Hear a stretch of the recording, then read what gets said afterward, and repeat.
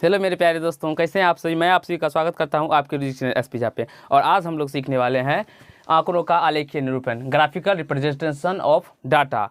और ये मेरा चैप्टर 20 होगा और पार्ट 1 होगा। मैं आप लोगों को इसमें कुछ इंट्रोडक्शन, इस चैप्टर के इंट्रोडक्शन के बारे में बताऊंगा। ये चैप्टर क्या है, नहीं है, इसमें हम लोग क्या क्या पढ़ेंगे, क्या क्या नहीं पढ़ेंगे, क्या हमें सीखना अति आवश्यक यानी कि ज़रूरी है, और क्या क्या इसे बनाने का तरीका होते हैं, नियम होते हैं, जैसे कि दंड आलेख, वृत्त आलेख, ये सबको हम कैसे बनाते हैं, नहीं बनाते हैं, ये सभी के बारे में मैं जानकारी दूंगा। तो पिछले पार्ट सबको आप लोगों ने अगर चैप्टर 19 सबको नहीं देखे हैं तो इस वीडियो के डिस्क्रिप्शन में उसका लिंक मिल जाएगा। आप लोग सारे पार्ट्स को देखिए और अपना मैथ में एक बेसिक कंसेप्ट क्लियर कीजिए। आज हम लोग आंकड़े का आलेखीय निरूपण पढ़ेंगे, जिसमें कि हम लोग जानेंगे, आप लोग को सभी को पता होगा जी, ये हमारे स्टैटिक्स के ही भाग है। आप लोग को इससे पहले मैंने बताया था आंकड़ों का वर्गीकरण, आंकड़ों का क्लासिफिकेशन, यानी किस प्रकार के वर्गीकरण के बारे में, उसके कैसे बनाते हैं, नहीं बनाते हैं, वो सारे के बारे में बता दिया था, वर्ग अंतराल सब के बारे में।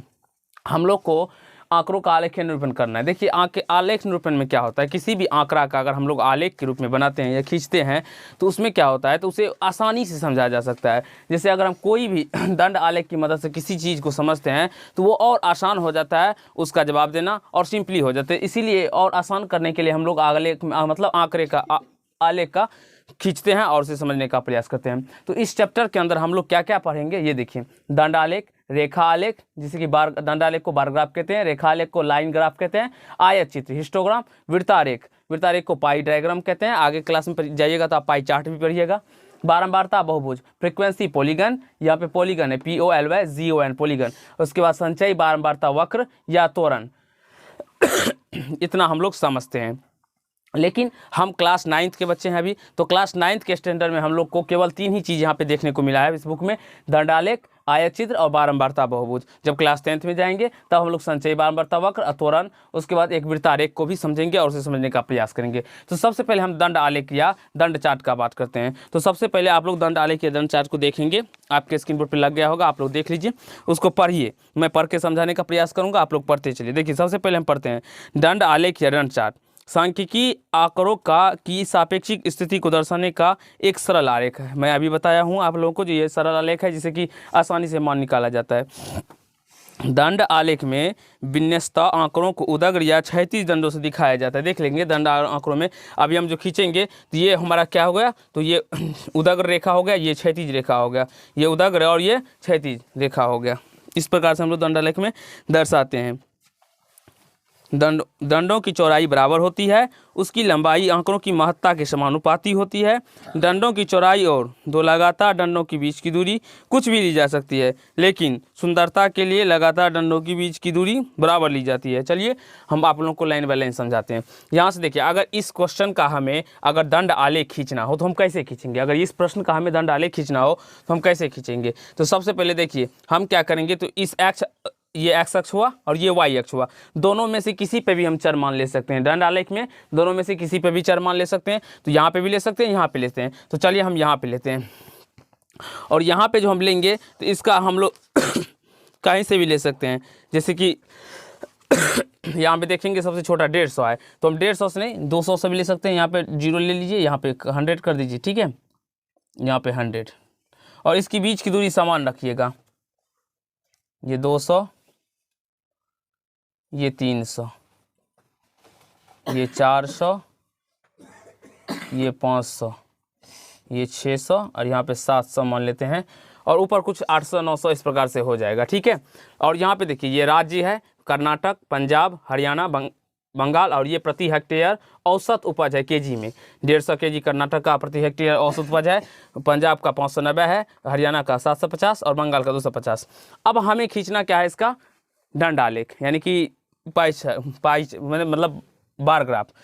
तो इसको हम क्या करेंगे, सबसे पहले देखिए कर्नाटक 150 है, तो यहाँ से एक क्या करेंगे हम लोग, तो आयत की आकार का एक चित्र बनाएंगे और यहाँ पे 150 के पास ले जाना है। यहाँ पे देखेंगे हम लोग, यहाँ से आप लोग स्केल की मदद से खींचेगा तो आप लोग को एग्जैक्टली सही आएगा। अब ये जो हम खींचे हैं इसमें कहा गया है जो यहाँ से यहाँ तक की जितनी दूरी होती है, अब अगला आगे जो हम दंड खींचेंगे उसकी भी दूरी समान होनी चाहिए। उसकी दूरी क्या समान होनी चाहिए, आप लोग पढ़ेंगे उसमें, तो उसमें कहा गया है जो दंडों की चौड़ाई बराबर होती है, दंडों की चौड़ाई। अब यहाँ से पहले हम खींच लेते हैं सारे, उसके बाद समझाएंगे। पंजाब 590 है, तो हम पंजाब का खींचेंगे तो 500, यहाँ पे ये 500 है, 590 तो इसके आसपास हो जाएगा। आप लोग क्या कीजिएगा, स्केल की मदद से खींचिएगा, 590। हरियाणा 750 है, हरियाणा 750, 750 ऊपर चला जाएगा तो हम तो उतना अंकित किए नहीं है, चलिए हम ऊपर ही ले लेते हैं, ये 750 हो गया। उसके बाद देखते हैं बंगाल 200 है, तो बंगाल 200 इस लाइन के सीध में आ जाएंगे और इस प्रकार से खींच लेंगे। इसमें कहा गया है जो इसकी चौड़ाई, दंडों की जो चौड़ाई होती है वो बराबर होती है। दंडों की चौड़ाई क्या होती है, वो बराबर होती है। तो यहाँ से देखिए ये चौड़ाई हुआ, इसकी दंडों की चौड़ाई ये हुआ, ये और ये क्या होंगे, बराबर होंगे। जितना ये होगा उतना ही ये होगा, उतना ही ये होगा, उतना ही यही होगा। और तथा इसके बीच की दूरी भी बराबर होती है। ये यहाँ से लेकर यहाँ तक जितना दूरी है उतना ही दूरी यहाँ से यहाँ तक होना चाहिए, उतना ही दूरी यहाँ से यहाँ तक होनी चाहिए, और उतनी ही दूरी यहाँ से यहाँ तक होनी चाहिए कि दिखने में ये हमें अच्छा लगे, सुंदर लगे। इसलिए हम लोग ऐसा इस प्रकार से इसको करते हैं और बनाते हैं। तो इस प्रकार से बना लीजिएगा। और यहाँ पे ये कर्नाटक है तो कर्नाटक लिख सकते हैं, कर्नाटक।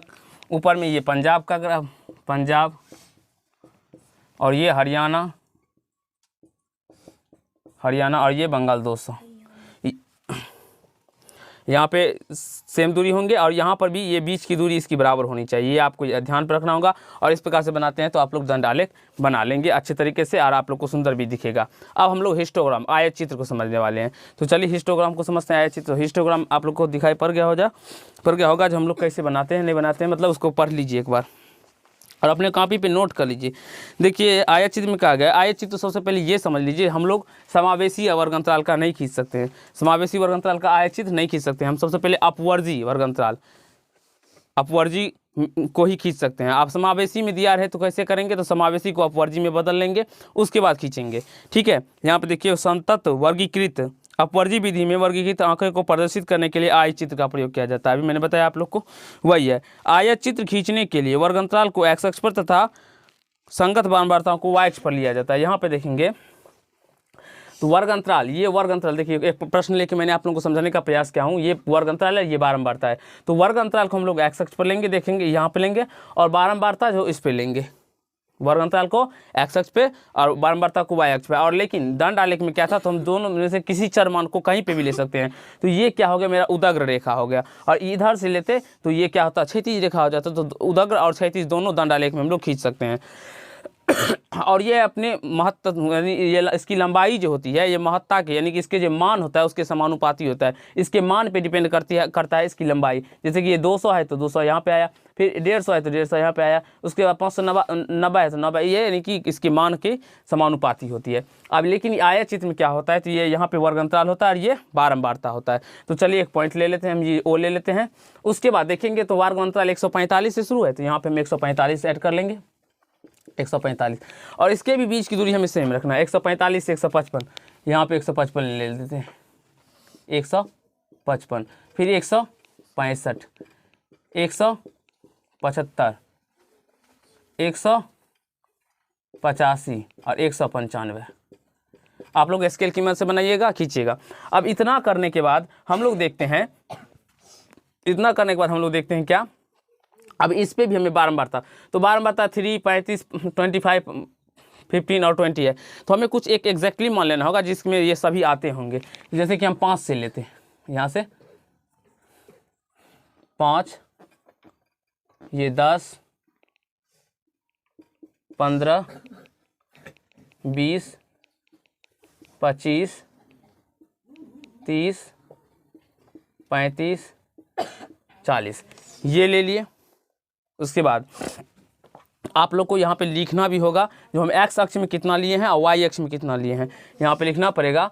जैसे हल कर रहे हैं यहाँ पे, तो यहाँ पे लिखना होगा माना कि एक्स अक्ष पर एक इकाई, यहाँ पे बारंबारता लिखा गया, एक इकाई या 1 सेंटीमीटर भी कह सकते हैं, एक इकाई बराबर 10, एक इकाई बराबर 10। यहाँ से देखेंगे 145 से 155 10 है, बीच में है ना, 155 से 165 10 है, 165 से 175 10 है, 1 से 75 से 185 10 है, 1 से 85 से 190 10 10 बीच में गैप है ना। तो वही लिखे हैं, माना कि एक्स अक्ष पर एक इकाई बराबर 10, तथा यहाँ पे लिख देते हैं हम लोग, यहाँ पे भी लिख सकते हैं, कोई दिक्कत नहीं, तथा इसके नीचे लिखिएगा आप लोग, इसके नीचे, क्योंकि हमें लिखने में थोड़ा प्रॉब्लम है वहाँ पे, तथा अब y अक्ष पे कितने लिए हैं, तथा y अक्ष पर एक इकाई बराबर 5, y अक्ष पे एक इकाई बराबर कितने लिए हैं, 5 लिए हैं, लिया है ना। देखिए दोस्तों, अब हम लोग समझते हैं, यहाँ पे देखेंगे, कभी बोलेंगे आप लोग जो सर यहाँ पे तो हमें 0 से 45 है, इसके बीच में तो बहुत सारा गैप है, तो इसके लिए हम क्या करते हैं, नहीं करते हैं। इसके बीच में देखिए, तो ये 0 से 10 तो है नहीं इसके बीच में, तो जब कभी भी आप लोग का यहाँ पे मतलब छोटे मान से शुरू ना हो, बड़े मान से शुरू होता है, तो इसके बीच में हम लोग एक क्या कर लेते हैं, भंग ले लेते हैं, भंग या किंक कहते हैं इसे, जिसे हम लोग एन से डिनोट करते हैं। यहाँ पे एन दे देने से ये बीच की जो संख्या होती है इससे पता चल जाता है जिसके बीच में बहुत सारे ऐसी संख्याएँ हैं, तो इसे हम लोग एन या एन से सूचित करेंगे, जिसे हम लोग भंग या किंक कहते हैं। तो ये एन 145 इस प्रकार से आप लोग लिखिएगा। अब हम लोग क्या करेंगे, तो ये यहाँ से देखेंगे, तो 145 155 के बीच में बारंबारता कितनी है, 3, तो 145 और 155 के बीच में 3 जाएंगे। यहाँ से देखिए, ये इस प्रकार से आएगा, 5 से नीचे ही आएगा, 145 और 155 के बीच में ये 3, यहाँ से ये कितना हो गया, 3, ये 5 से छोटा ही है। आप लोग स्केल के मदद से बनाइएगा तो आपका एग्जैक्टली बनेगा, हम थोड़ा बहुत बनाते हैं और हाथ भी इधर उधर हो जाता है इसलिए तो ये इस प्रकार से हो जाएगा।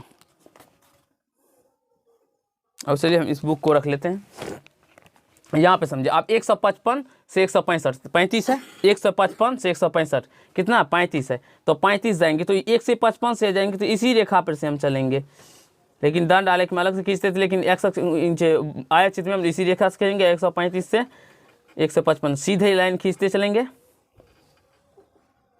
और 165, और इसमें भी आपको एक चीज़ का ध्यान रखना होगा, ये इसकी चौड़ाई सेम रहनी चाहिए। इसकी जो ये चौड़ाई है, ये यहाँ से यहाँ तक ये चौड़ाई है, वो क्या होना चाहिए, सेम होनी चाहिए। जितनी यहाँ पे होगी उतनी ये भी होगा, यानी कि इसकी आयत की चौड़ाई बराबर वर्ग की अमाप, यानी कि ये वर्ग का अमाप जितना होता है वो बराबर होना चाहिए। अब हम 165 से 175 25 है, तो 25 जो लेंगे तो यही रेखा पे खींचा गया है, तो यहीं से एक 25 इस प्रकार से यहाँ से 25 के सामने से खींच लेंगे और यहाँ से इसको मिला लेंगे। उसके बाद देखते हैं, तो 175 से 185 में 15 है, 175 से 185 में 15 है, तो 15 के सामने इस प्रकार से लाइन खींच के और इसको इससे मिला लेंगे। आप लोग स्केल के मदद से बनाइएगा, आपका सीधा बनेगा और अच्छा भी लगेगा देखने में आप लोगों को भी। और 185 से 195 20 है, तो 150 से 195 20 है, तो 20 हम लोग चलेंगे, तो इसको 20 तक लेके चलेंगे ऊपर, और यहाँ से ये इस प्रकार से हो जाएगा। तो आप लोग अपने हाथ से खींचिएगा तो एग्जैक्टली आप लोगों को ये इस प्रकार से बन जाएगा। तो आयत चित्र आप लोग इस प्रकार से बना सकते हैं, कहीं से कोई समस्या तकलीफ नहीं हुआ होगा, समझने में नहीं हुआ बाबू, पहले समझ लीजिए। अब हम लोग क्या कहते हैं, आयत चित्र, हिस्टोग्राम तो पढ़ लिए, इसमें मैंने आप लोग को बताया क्या सब, जैसे एक दंड आलेख बार ग्राफ को पढ़ेंगे, एक आयत चित्र हिस्टोग्राम को पढ़ेंगे, एक बारंबारता बहुभुज फ्रीक्वेंसी पॉलीगन को पढ़ेंगे। तो अब हम लोग ये दोनों चीज़ तो समझ गए हैं, अब हम लोग समझने वाले हैं बारंबारता बहुभुज। तो इसी चीज़ में मतलब इसी क्वेश्चन पे हम लोग समझा देंगे आप लोग को। इसी प्रकार से पहले आप लोग को आयत चित्र बनाना होगा। अब बारंबारता बहुभुज में क्या होता है, तो आप लोग को साइड में दिखाई पड़ गया होगा, आप लोग पढ़ लीजिए। बारंबारता बहुभुज में क्या होता है, तो आयत जो हमारा दिया गया है, इस सभी के मध्य बिंदु को हम लोग मिला के उसको मध्य बिंदु के निर्देशांक मध्य बिंदु को मिला लेंगे और उसी से हम लोग बारंबारता बहुभुज बनाएंगे। जैसे कि इस 145 155 की बात करें तो इसका मध्य बिंदु, चलिए मार्कर का कलर चेंज कर लेते हैं यहाँ पे होगा, यहाँ पे होगा, फिर इसका देखते हैं तो यहाँ पे होगा, इसका यहाँ पे होगा, इसका मध्य बिंदु इसका यहाँ पे होगा, इसका यहाँ पे होगा, इस प्रकार से हो जाता है। लेकिन अगर हम बात करें तो चलिए इसको मिला लेते हैं, तो मिलाने पर ये इस प्रकार से फ्री हैंड से हाथ से ही मिला लेंगे, इस प्रकार और इस प्रकार मिला लिए। लेकिन एक ये मेरा क्या होगा, तो बहुभुज नहीं बनना, क्योंकि खुली आकृति है, तो ये बहुभुज कैसे बनेंगे, तो इसको हम बनाने के लिए एक और हमें एक्स अक्ष पे 1-2 वर्ग अंतराल लेना पड़ेगा, जो कि जिसका मान बारंबारता 0 आता होगा। जैसे देखिए 145 155 होता है, इसके पीछे क्या होगा, तो एक ऐसा मान होगा, जैसे 135 ले लेते हैं, जिसका क्या होगा 135 से 145 का बारंबारता, 135 नहीं यहाँ पे, इसे पीछे ले लेंगे, तो 135 से 145 का बारंबारता 0 होगा, तो 0 होगा तो ये यहाँ पे, तो इसके मध्य पॉइंट ये हो जाएगा ना, तो इससे इसको हम इस प्रकार से मिला लेंगे।